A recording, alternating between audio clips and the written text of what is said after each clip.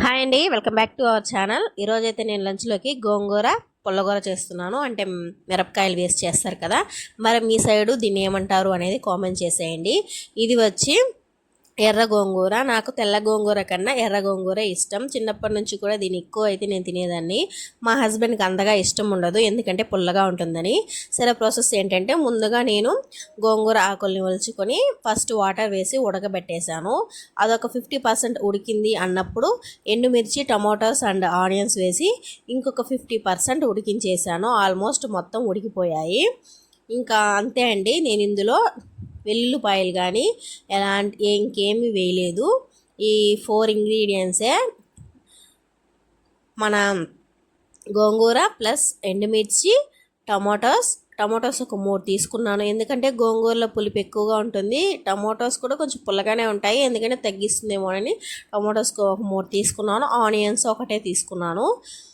ఎండుమిర్చి ఒక 5 or 6 తీసుకున్నాను, ఎందుకంటే నా దగ్గర ఉన్న ఎండుమిర్చి చాలా కారంగా ఉన్నాయి.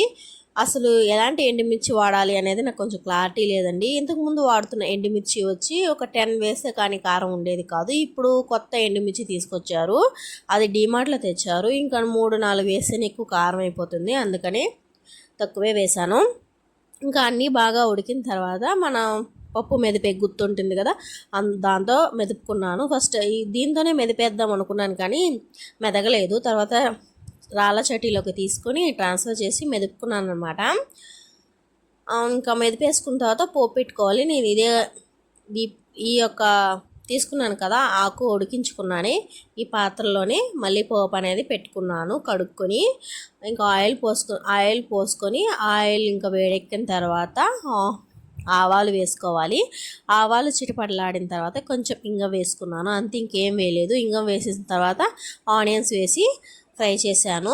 మొత్తం గోల్డెన్ బ్రౌన్ కలర్లోకి రాకుండా మీడియంలో ఉన్నప్పుడే గోంగూర మనం మెదిపి పెట్టుకున్నాం కదా, అది పోసేయాలి. పోసేసి ఒక 5 minutes అలా ఉడికించుకుంటే గోంగూర రెడీ. చాలా చాలా చాలా కమ్మగా ఉంటుంది. చేస్తే నేను ఒక్కటే తినాల్సిందే. మా హస్బెండ్ ఏదో తిందామా వద్దా అన్నట్లు తింటారు. గోంగూర చేసుకొని ఆమ్లెట్ వేసుకొని కమ్మగా తినేసాను. మొన్నటిదాకా 11 రోజులు నాన్ వెజ్ అనేది లేదు, అది చెప్పాను కదా, మా బంధువులు చనిపోయారు అంటూ వచ్చింది అని. ఇంకా బుధవారం రోజు దినాలు అయిపోయాయి.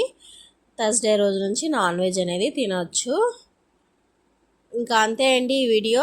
నా వీడియో నచ్చితే లైక్ చేయండి, షేర్ చేయండి, అలాగే నా ఛానల్ తప్పకుండా సబ్స్క్రైబ్ అయితే చేసుకోండి. ఇంకా మంచి మంచి వీడియోస్ వస్తూ ఉంటాయి, చూసి నాకు సపోర్ట్ చేస్తారని నేను అనుకుంటున్నాను friends. Me support and me encouragement నాకు చాలా అవసరం. ఇలాంటి మంచి మంచి రెసిపీస్తో, మంచి మంచి వీడియోస్తో, కంటెంట్స్తో నేను మీ ముందుకు వస్తాను. మీరు ఎక్కువ సపోర్ట్ చేస్తే నాకు ఇంకా ఇంట్రెస్ట్ పెరుగుతుంది వీడియోస్ ఎక్కువ తీయాలని. మీరు ఇలాగే సపోర్ట్ చేస్తూ నా వీడియోస్ని ఇలాగే కంటిన్యూగా వాచ్ చేస్తూ ఉంటారని అనుకుంటున్నాను. అలాగే గోంగూర పప్పుని ట్రై చేసి ఎలా వచ్చిందో అనేది కామెంట్ చేయండి. మీరు ఎలా చేస్తారు అనేది కూడా కామెంట్ చేయండి ఫ్రెండ్స్. నేనైతే ఇలా సింపుల్ అండ్ టేస్టీగా చేసుకుంటాను. చాలా చాలా చాలా బాగుంటుంది. గోంగూర చేసుకున్న తర్వాత నాన్ వెజ్ ఏదైనా ఉంటే బాగుంటుంది. అంతే అండి వీడియో. Bye bye.